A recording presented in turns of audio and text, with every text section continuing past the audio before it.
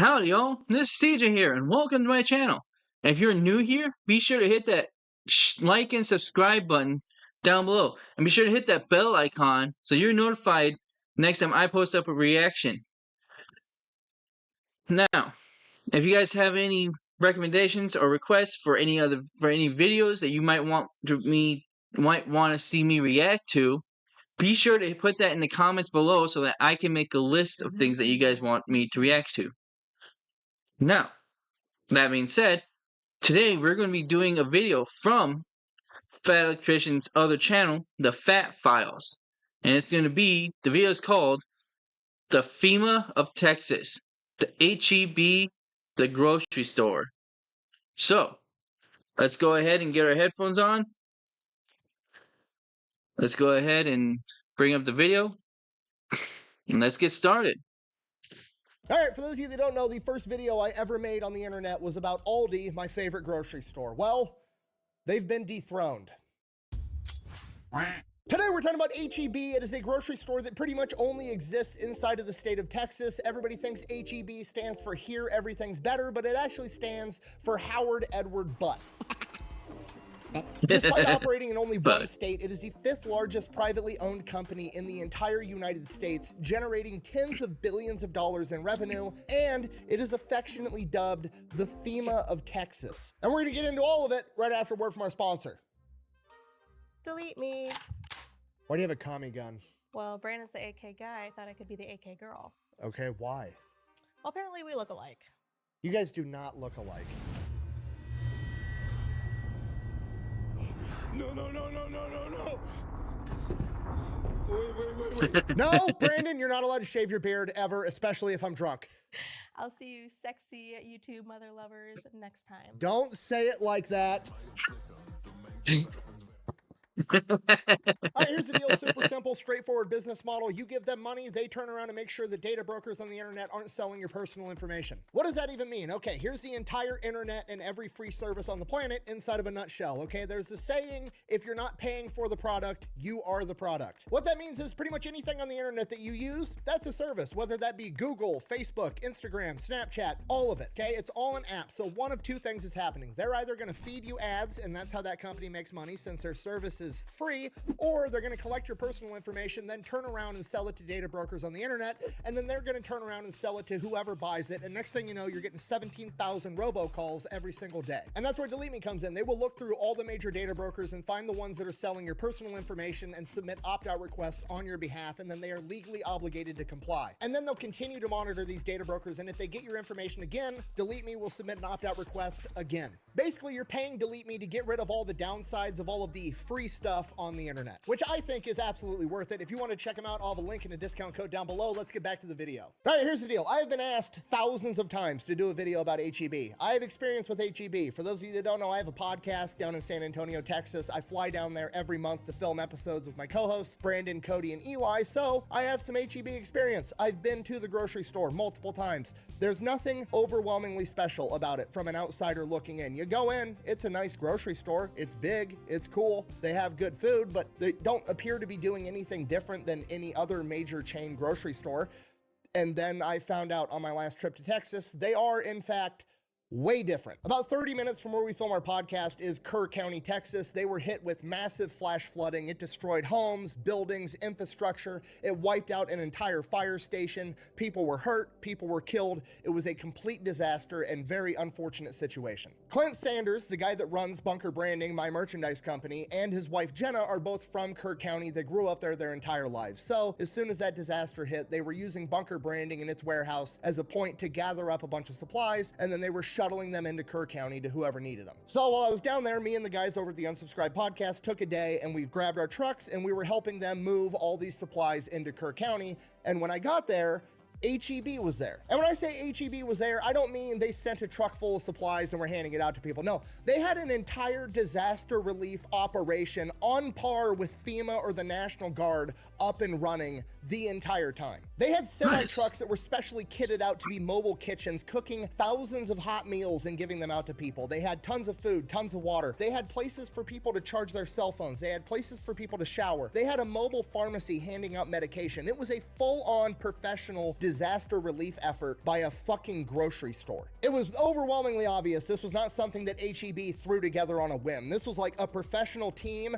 with professional equipment doing this job, and it's ran by a grocery store. So naturally, I had some questions. So I started asking the people around, and that's when I find out that, you know, they all love HEB. They're literally nicknamed the FEMA of Texas, and HEB responds to natural disasters in Texas and the surrounding area, usually faster than the United States government does. And that's great. That's awesome. They're doing fantastic things, but my business brain is like, how in the fuck is that possible? Because I know that grocery stores are one of the most cutthroat, razor-thin margin industries that you could possibly operate in. HEB, for example, which is like the major chain grocery store in the Midwest, operates on a 1% profit margin. For every dollar they sell, they make 1 penny. So how on earth is HEB making so much money selling groceries that they're able to basically fund their own version of FEMA and do all this charity work? Clearly, they're doing something different than everybody else, and I was determined to figure out what it was, so let's take it from the top. All right, our story begins in the early 1900s with the parents of HEB, Howard Edward Butt,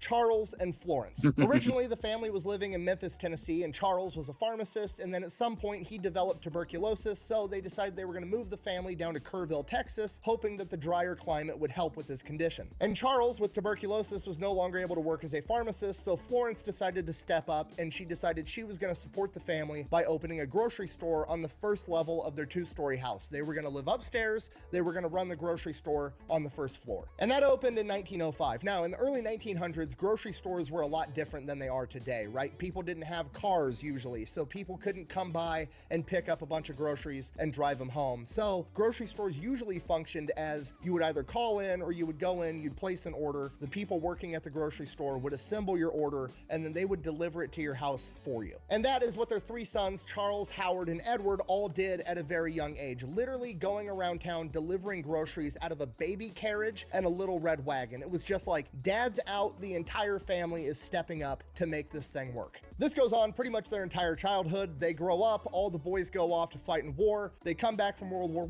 I, and one of their 3 sons, Howard, takes over the grocery store and retires his mother, Florence. So Howard's running the show now, and by 1922, he has a stroke of genius. He sees the writing on the wall. Automobiles are becoming more and more prevalent, and hey, people would probably be willing to come pick up their own groceries and pick them out themselves. So he changes the entire function of the grocery store and is really one of the early adopters of what is a modern grocery store. He changes the name of the grocery store to CC Butt Grocery, CC standing for cash and carry, telling the audience, hey, you bring in cash, you carry your shit out, you fuck off. We're not going to deliver groceries anymore. And this is genius because in exchange for that, he's saving time, money, and labor by not having to pick out all the groceries and not having to pay a delivery guy to go take the groceries to your house, so he can offer the groceries cheaper than anybody else is able to. So his grocery store becomes very popular in the surrounding community. And on top of that, the way the old grocery store functioned, they didn't have debit cards and like writing checks and stuff. So when you were, calling into an old grocery store, placing your order and having it delivered to your house, they would just send you a bill at the end of the month, which as bills work, sometimes people don't pay them or they order shit and then they can't afford it later. So a lot of the time when you were running these old grocery stores, you just wouldn't get paid on time or you wouldn't get paid at all. But now the customer is paying when they pick up the groceries, so he doesn't have to worry about going out and collecting debt anymore either. So it's just a better business model all around, and he's one of the first people to ever do it. From here, business is going great. He's well established in his local community. Everybody loves him, so he decides he's going to expand and open up more grocery stores. And unfortunately, it fails tremendously because he has no name brand. He opens up 4 different grocery stores. All 4 of them fail. Unexpected problems? Good. We have the opportunity to figure out a solution. And because this guy's a business genius, he realizes it's not his company, it's not the way he does things, it's not the way he runs things. He just doesn't have the right marketing. He doesn't have the name brand. The name brand at this point in time is Piggly Wiggly. And lucky for him, Piggly Wiggly is a franchise. So what he does is he actually buys the rights to use the name Piggly Wiggly in 3 separate locations, and he opens up 3 Piggly Wigglies, but he runs them the same way that he runs his grocery store, CC Butt Grocery. And they do great. So then he ends up buying out 3 more Piggly Wigglies that are already built, and he starts running them the same way. Then he opens up another one. And then once they're established and matured in the community and everybody knows how this new form of grocery store operates, then he changes the name over to CC Butt Grocery. See more butts. Who's see more butts? Nobody's seen more butts than you, Uncle Tony. It's like grocery store Never seen guerrilla that warfare. movie. It's fucking beautiful. By 1935, all the other grocery stores are doing the same thing he was originally doing, so that wasn't really special anymore. So he renames the grocery stores again from cash and carry because it's no longer needed. It's just obviously implied at this point. So he renames it H.E. Butt, Howard Edward Butt Grocery. Hilarious. I'm trying so hard not to make fun of their last name, but he keeps picking the worst possible names possible. C-Butt, He-Butt, just, yeah. But so from here, Howard continues expanding. He's got the grocery business dialed in. He knows how to run a successful grocery store. So he's got two options. He can just keep expanding and keep doing what everybody else is doing, or he can keep innovating, and he chooses to keep innovating. All the other grocery stores at this point in time are basically just a middleman, right? They buy products from these big manufacturers, and then they mark them up and they sell them. They take their profit, they call it a day. But Howard decides he's going to be one of the first grocery stores to ever start vertically integrating. He's going to be one of the first to start offering a store brand product equivalent. So he opens up a bakery, he opens up a canning facility, he starts making some of the products that he's going to sell inside of his stores. Now, this in itself isn't that revolutionary because other companies have done this before, but Howard takes it a step further, and what he ends up doing is he submits everything to blind taste testing against the big name brands. He doesn't want the HEB knockoff product to be a knockoff product. He wants it to be just as good, if not better. So his brand is actually premium, and he's still able to sell it cheaper. This obviously works out great, so he just keeps expanding, opening more grocery stores, more vertically integrated things. He's running his own warehouses, everything. And then in the 1930s, one of his warehouses gets wiped out by a hurricane. And unlike everybody else affected by this hurricane, Howard decides he's going to keep his grocery stores open, and he's actually going to get involved with the disaster relief, starting the company tradition of helping with natural disasters inside of Texas. Fast forward to World War II, Howard is now basically a major food manufacturer as well, so he uses his canning facilities and bakeries and everything else to help with the war effort, getting food to the front lines. Then World War II ends, Howard renames the company from H.E. Butt to just what we know today as HEB, and he becomes one of the first grocery stores to invest in a frozen food section. And this is one of those things that doesn't seem like a big deal, it seems like something fairly obvious, but right at the end of World War II was when mass refrigeration really started to come out. People started to have freezers in their homes, so being one of the only places where you could go and buy a tub of ice cream and bring it back home was a humongous fucking deal. When the fuck did we get ice cream? I cannot stress to you enough how insanely popular ice cream was in the years leading up to, during, and right after World War II. It's one of those things that kind of flies under the radar, but have you ever noticed with like senior citizens today that there's a humongous ice cream culture? Like they all love having ice cream with dinner. They all had like ice cream socials back in the day. It's all because of history, right? Because during Prohibition in the 1930s, all these bars basically woke up one morning and the government said, hey, guess what? You can't sell booze anymore, which is the only product that you were selling. So bars all over the country overnight basically had to turn themselves into soda shops and ice cream parlors. And those soda shops and ice cream parlors are what filled the social void that bars left behind. So ice cream became incredibly popular. And now one of the only places that you can go buy it in bulk in the entire United States is a grocery store in Texas called HEB. From here, he continues to dominate the Texas market, expanding like wildfire. He tries to go out into other states, but after a couple of years, they close those grocery stores down and decide they're just going to stay inside of the state of Texas. They decide rather than expanding HEB all over the country, they're just going to completely dominate the grocery industry at every level inside of their home state. And what I mean by that is everybody knows when it comes to grocery stores, you've kind of got your tiers of grocery stores, right? You've got your like lower income budget grocery stores where there's a lot of off-brand products, but everything's significantly cheaper. Then you've got your like legitimate grocery stores, which is kind of like what HEB or Hy-Vee or Safeway is. And then you've got your big department stores like Walmart that sell a bunch of shit and groceries. HEB is like, fuck it, we're gonna be all three all over the entire state of Texas. So they open up HEB Plus, which is like a Walmart type store. Then they have their normal HEB. Then they have Jovi's Smart Shop, which is their discount low income grocery store. And then they have HEB Central Market, which is like your upscale farmer's market, fancy, bougie grocery store. So they're selling groceries to absolutely everybody. And this is absolutely genius because when you start running a business across state lines, all the rules change. Right now, if you're operating in 50 states, that's 50 states with 50 different laws, and you've got to transport the equipment from your factory in Texas all the way up to Rhode Island, and it just turns into one gigantic fucking headache, and you're hiring 2, 3, 500, 1,000 people just to know all the rules and regulations for every single state. HEB is like, fuck this, we're just gonna own the entire state of Texas. And you know what? It works because Texas is fucking enormous. It's basically its own country inside of the United States. And you're like, oh, fat electrician, chubby electrician guys, fucking exaggerating. No, I'm not, okay? Ukraine is the biggest country in Europe. It's almost the size of Texas. So just by dominating one singular state, Texas in the United States, they can be one of the biggest grocery providers in the world because Texas is so fucking big. Now, by the 60s, 70s, Howard is getting up there in age. It's time to retire, time to let everything go. So he achieves the real American dream of building an enormous company and then taking it public, cashing out, making millions and millions of dollars so he can go fuck off and do whatever for the rest of his life. No, I'm just kidding. He achieves the real American dream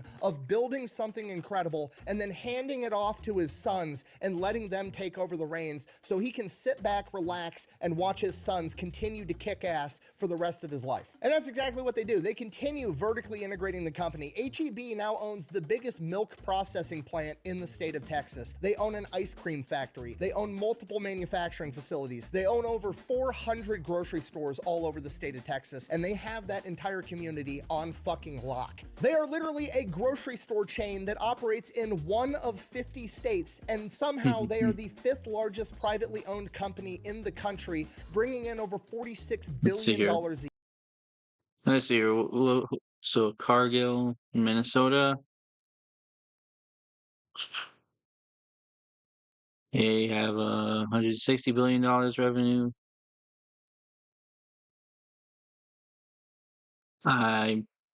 I'm not gonna try to pronounce that because there's two names I've been told. That's 125 billion. Publix supermarkets in Florida, 57.1 billion. Mars, see here, packaged goods, Virginia, 50 billion, and then there's HEB with 46.5 billion and 154,000 employees. That's all right.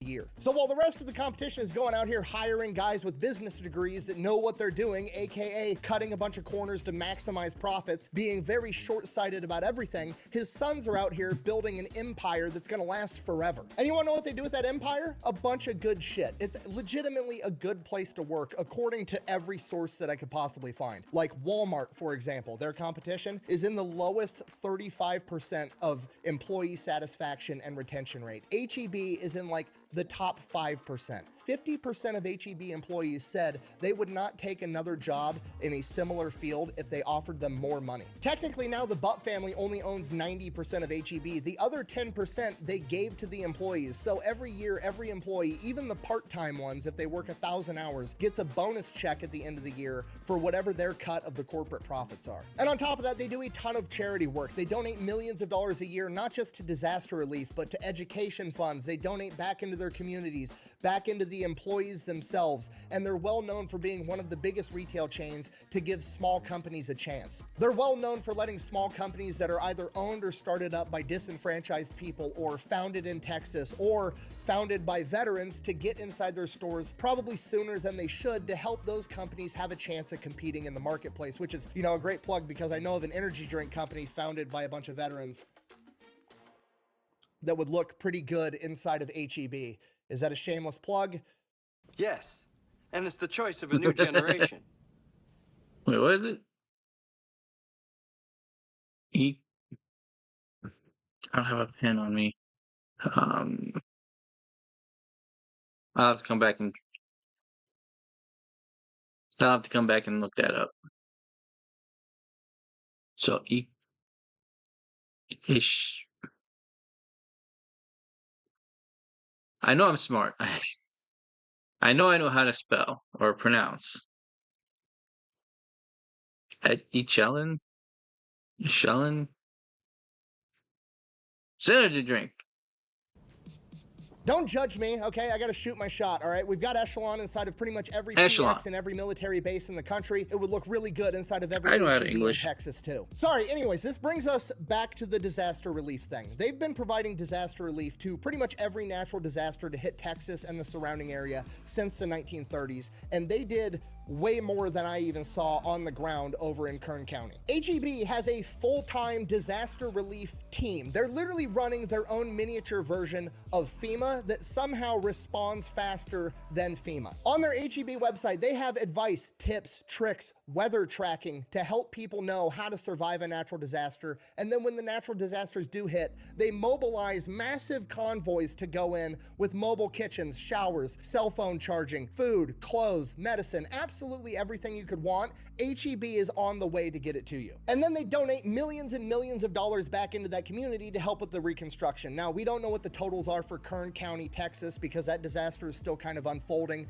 and just now getting addressed. But in 2017 with Hurricane Harvey, they donated $6 million towards reconstruction, had 60,000 hot meals distributed, and 150,000 cases of water. Which raises the question, how in the fuck are they able to do this? Because like I said, grocery stores are the most cutthroat, razor-thin margins that you can imagine. Literally like a 1% profit margin on product. How do they have tens of millions of dollars to donate back into these communities and then have a full-time emergency response team on hand whose entire job is to track the weather and respond to natural disasters for their community? I, for the life of me, could not figure out how they had the money to do this. So I dug and I dug and I dug and I finally figured it out. And it's fucking genius. The way HEB is managing to make so much money, I believe, is because they're not just a grocery store that's vertically integrated making a bunch of their own products. They're also a real estate developer. Somewhere along the line, HEB realized that going to the grocery store is, you running errands. And you know what makes running errands really convenient is if all your errands are in the same place or even the same parking lot. So what HEB noticed is whenever they throw up a grocery store, people were coming to their grocery store because people got to buy groceries, right? So then other businesses would buy up all the lots next to them and throw up their company and basically use that as the excuse of like, okay, well, I'm going to get more business now because people are going to come buy groceries and then I'm right next to where the groceries are, so they're just going to pick me out of convenience. So HEB, realizing this, said, you know what, fuck it, when I'm going to open up a grocery store, I'm going to buy 10 times more land than I need, and I'm going to develop the entire area. We're not just going to build a grocery store, we're going to build the strip mall attached to it, right? So you're going to come into our one gigantic parking lot where there's HEB and then there's 20 other stores on each side, and we're going to build those buildings, and then we're either going to sell them or we're going to lease them out to those companies because we're increasing that property value just by existing there, and we're going to make a bunch of money when we do it. You smell that? What is that? A cologne? No. Opportunity. Winning. Okay, it's literally like a great white shark leasing out the space on its belly to those little sucker fish that eat all the shit that the sharks don't end up eating, right? It's absolutely brilliant. It's literally the field of dreams strategy. If you build it, they will come, and HEB figured, fuck it, I'm gonna build it for them too, and then they can just rent it from me. And the entire thing just feeds into itself because guess what? If you got one of those 20 stores in the strip mall connected that you're leasing out to, and somebody has to run errands at that strip mall, guess where they're buying groceries at now? HEB, at a convenience. So they're both feeding off of each other, but HEB is benefiting off of all of it because they own the whole thing. So yeah, that's how they do it. It's one of the most genius business models I've ever seen, and what's even cooler is they take a bunch of that money that they make off of this brilliant business model and do good in their community, literally becoming the FEMA of Texas. So yeah, the moral of the story is don't sell out. The American dream is not to build a company that's worth $1 billion, sell it to the open market, and then make $1 billion, fuck off, and buy a Lamborghini for the rest of your life. No, the real American dream is to build something, make $1 billion along the way, and then hand it down to your kids and let them continue kicking ass and let them go out in the world and do good things, which is exactly what HEB did. The world would be a significantly better place if more companies acted and operated like HEB does. Imagine if Walmart or Target or any of these other major retail stores did exactly what HEB does. They could do it. There's no reason Walmart shouldn't have a convoy for disaster relief going in and helping people out, but they sold out and they're subservient to a board of investors, and the only thing they give a fuck about is making more and more money, where HEB cares about making money, but they care about the people they're making money from and they give back to them. And that's why HEB has its cult following that I didn't understand until I did the research for this video. It's because HEB isn't just some company coming in trying to make as much money as possible. HEB is legitimately a part of the Texas community and their culture and genuinely cares about the people that they serve. So in conclusion, I am in Texas an awful lot, and I am absolutely not sold on the notion that everything is bigger and better in Texas, but holy shit, the grocery stores sure are. Thank you for watching. Best way to support the channel is go buy some merch over at thefatelectrician.com. Quack bang, out. Also, they have homemade tortillas that are really good, and their Doritos have more cheesy powder than name brand Doritos, so there is that. All right. So that was the Fat Files with HEB, the HEB grocery store. Now, I've never been to Texas. I want to go at some point in the future. Not sure when, but eventually I'll go to Texas. Places I want to go: Texas, Nashville, Tennessee. I saw this thing like it was a list. Texas, Nashville, Hawaii, and I want to go to Miami, Florida at least once in my life. No reason, just want to.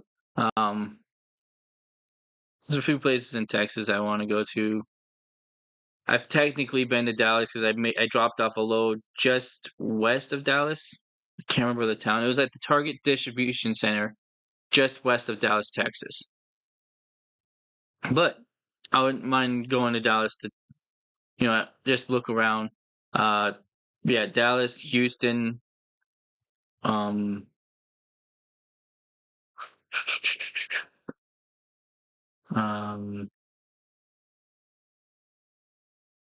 Yeah, there's a few places I can't remember off the top of my head. But that's what I'd like to do. But that's in the future, maybe. But enough said about that. If you guys like my reactions, be sure to hit that like and subscribe button down below and help me grow this channel even bigger by also sharing it, liking it, sharing it, subscribing to it. Help me grow this channel. The goal right now is 1,000 subscribers. If you guys can help me with that, that'd be awesome. In the meantime, I hope you guys have a great day, and I'll see you in the next video.